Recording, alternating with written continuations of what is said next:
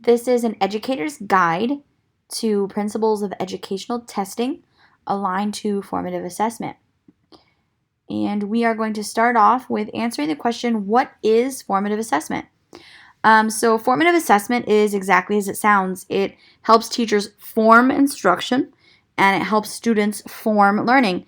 It is a type of assessment that's focused on a specific learning target and it gives focused information. It is a process intended to yield information about student learning, information that teachers can use to shape instruction and to meet students' needs, and that student can use to better understanding and advance their learning. It is not testing students to see the final account of their learning. That would be summative assessment. It is not testing a wide range of targets to see where a student rates on a scale or a group. That would be diagnostic assessment. So this really is the kind of assessment that we do every day in the classroom when we walk around to see how students are doing, when we make decisions about what kind of questions, Socratic leading questions to ask students to kind of push them forward. This is the kind of thinking that we do when we design scaffolds to keep students in their ZPD. This is the kind of assessments that we give to see, did our choices that we made in instruction get us where we need or where we wanted to be, or do we need to make some tweaks maybe in the next time we deliver it? So it is the kind of assessments that we use between first and second period to figure out if we need to change the way it was taught. And it's also the kind of assessments that we use when we're looking at students to figure out what piece of information are they missing that's not making them get it. And we try to give them those little pointers as we walk around a classroom.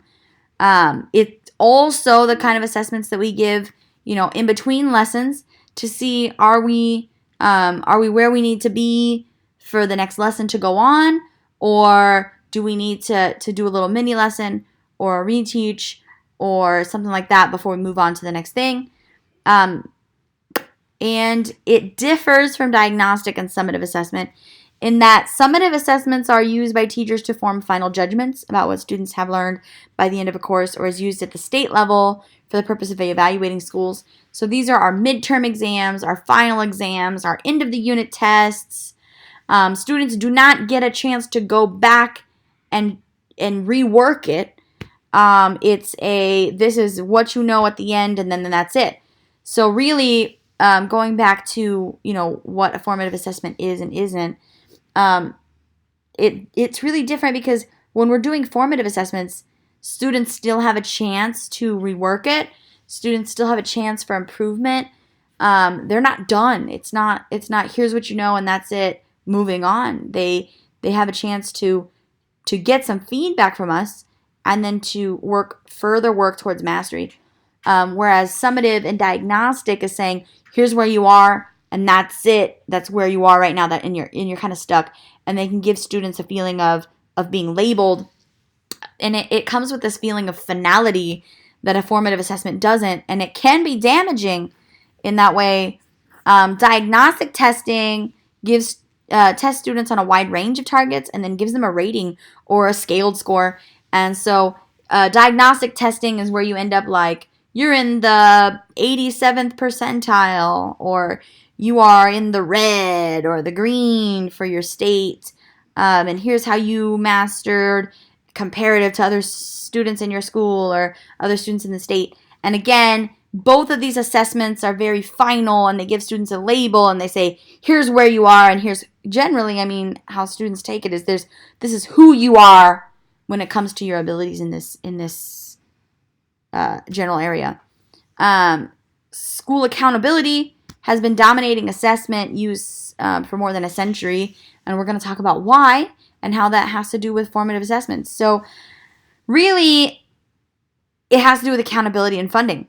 So going back to, the history of accountability testing really goes back to 1968 when we have the titles and getting assistant for migrant children. And when we started having these titles and it started getting linked to funding, the government started to want to see that we were using this funding in a good way and testing to see that the schools that were getting this funding were using it for what they were supposed to be using it for, and that we were seeing growth and that our funding was being put to good use. And so over the course of these years, we see more and more regulations on these accountability tests. And then we develop state standards, and then we have standards-aligned assessments, which is where we still are right now. However, we have to do those. It's not an option in California, but we do need a more balanced approach to assessment.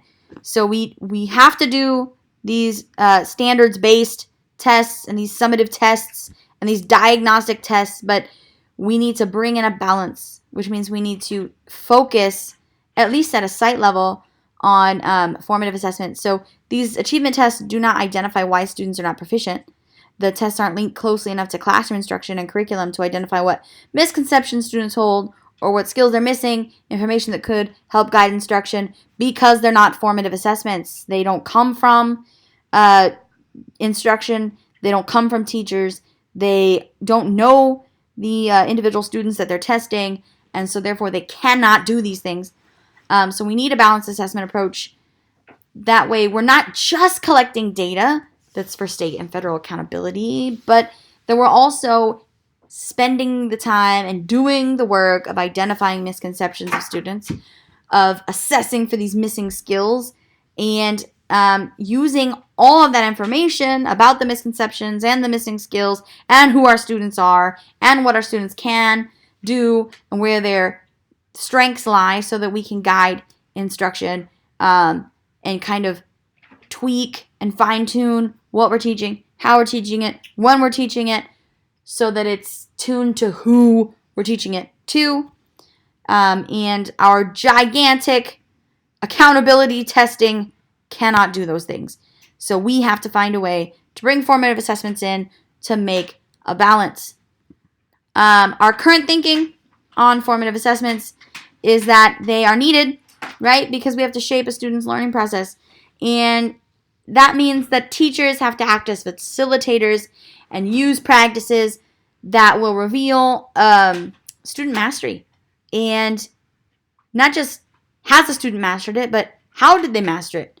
And at what level? And how are they using that mastery? And what kind of thinking are they using to get there? What kind of thinking are they using to use their mastery? And we need to have formative assessments that are focused on one target. A lot of times we think of these assessments, and assessments are all encompassing, and they're going over multiple things. And so our formative assessments need to focus on one thing. Again, it's fine-tuning. So we cannot have a formative assessment that tests like 8 different writing goals. That would be a summative assessment, because ideally we've already taught all 8 of those. We have already fine-tuned all 8 skills. So if we're testing a lot of stuff like that, we're not really looking closely at the skill. We're not looking very closely at, all 30-something, 40-something students and their abilities on that one skill. But a formative assessment that's really focused on a specific target can do that effectively. Its purpose, right, is to really fine-tune and focus learning from the teacher standpoint, so that we can make a choice about how we're guiding students in the moment, how we're going to be guiding students next, and also to help students kind of focus on their own selves. And sorry about the TV going on. I have kids. I'm going to read this quote. To serve a formative purpose, assessments need to provide actionable information for teachers and students. So, again, taking it back to the current thinking, it's not just about what formative assessments are, it's also about how we're going to use them. So you can't just take these assessments and give them to students and just file it away or just put it in a grade book. It has to be actionable. That means that teachers have to know enough about it to know where the action needs to happen and what kind of action needs to happen based on the data that's gathered from these assessments, which is where we get the idea of data-informed instruction and data-informed decision-making in the classroom. So an informed model of principles of formative assessment means that formative assessment has an intimate connection to instruction. It's developed from instruction and it's used to inform instruction.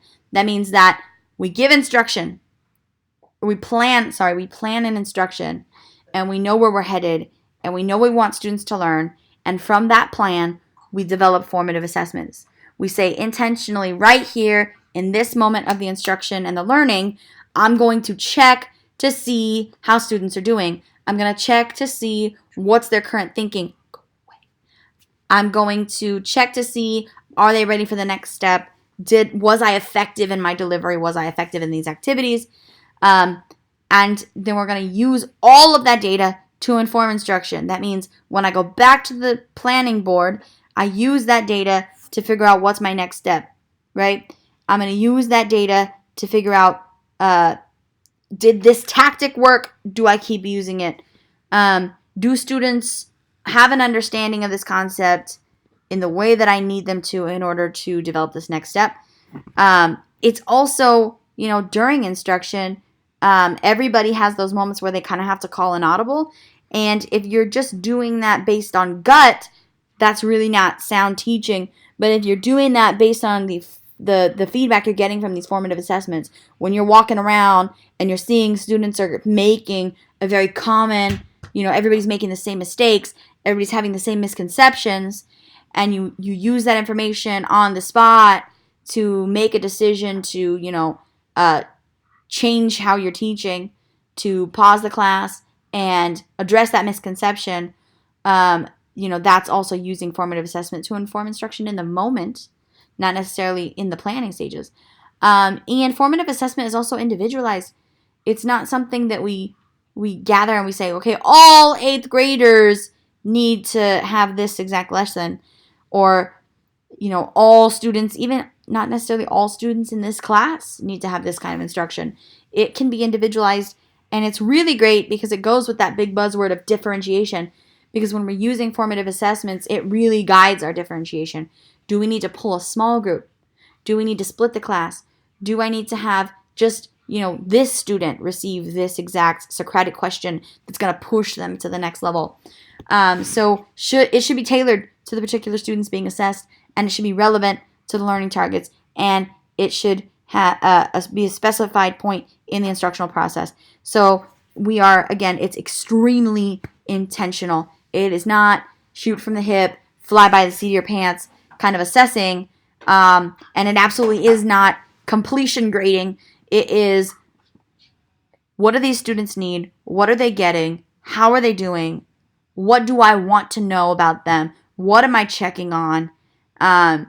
And making sure that what you're checking aligns with your learning target, and you're checking at the exact time in which you're going to get the best data that's going to inform the decision that you're trying to make.